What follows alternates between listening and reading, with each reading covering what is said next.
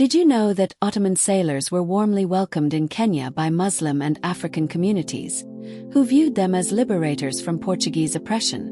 What's even more shocking is that when Portuguese forces returned with warships and a fierce ally from the jungle, these same Ottoman troops suffered one of the most terrible defeats in the empire's history.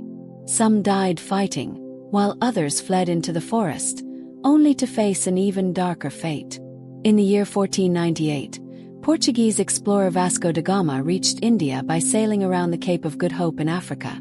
This discovery shattered the ancient overland trade routes through Anatolia and the Middle East, allowing Portugal to completely bypass the Muslim empires.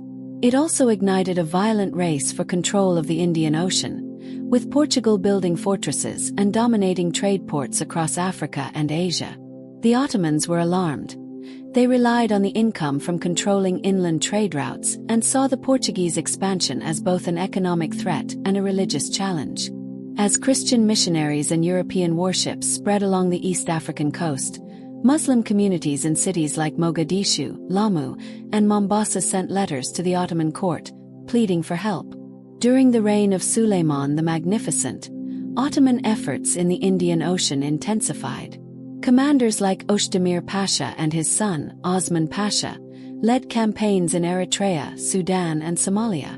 In the late 16th century, under Sultan Murad III, the Ottoman Empire was ready to extend its reach further south towards Kenya and beyond.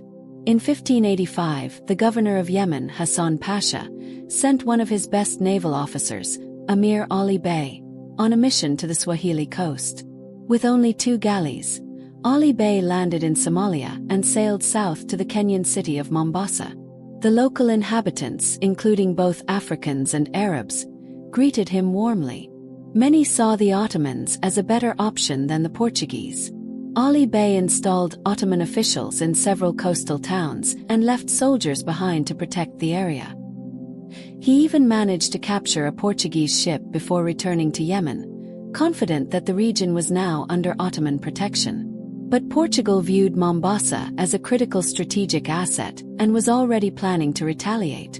In early 1589, Hassan Pasha sent Ali Bey on a second expedition, this time with 5 ships. His mission was to reinforce Ottoman control and defend Mombasa from further Portuguese aggression. But this time the Portuguese were ready, and they brought a terrifying new ally with them. As the Portuguese fleet set out from Goa with 18 ships, a feared Bantu tribe known as the Zimba was also approaching. According to Jesuit sources such as João dos Santos, the Zimba practiced ritual cannibalism and had devastated entire villages in the interior. Now, in coordination with the Portuguese, thousands of Zimba warriors were approaching Mombasa by land while the fleet closed in from the sea. Ali Bey had anchored his ships near the shore, preparing to support the city with cannon fire in case of a land assault. But the Zimba did not attack first. On March 5, 1589, the Portuguese navy launched a surprise attack on the Ottoman fleet, destroying the ships and preventing any escape. With the Ottoman vessels burning in the harbor, the Zimba finally advanced.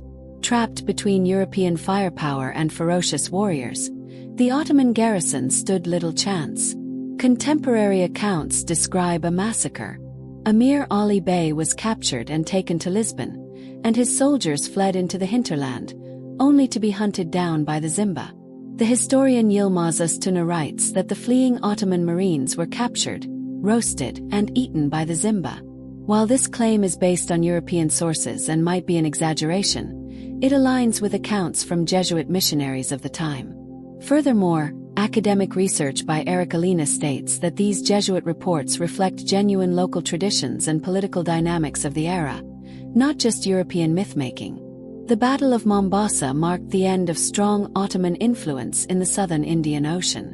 Without reinforcements or naval bases, the empire abandoned its plans for deep expansion into East Africa. The coastal communities, which had once welcomed Ottoman support, soon faced a very different reality under colonial rule. Over time, local traditions, beliefs, and power structures were replaced by foreign systems. What began as a hopeful alliance ended in silence, with the withdrawal of the Ottomans and the colonial world taking their place.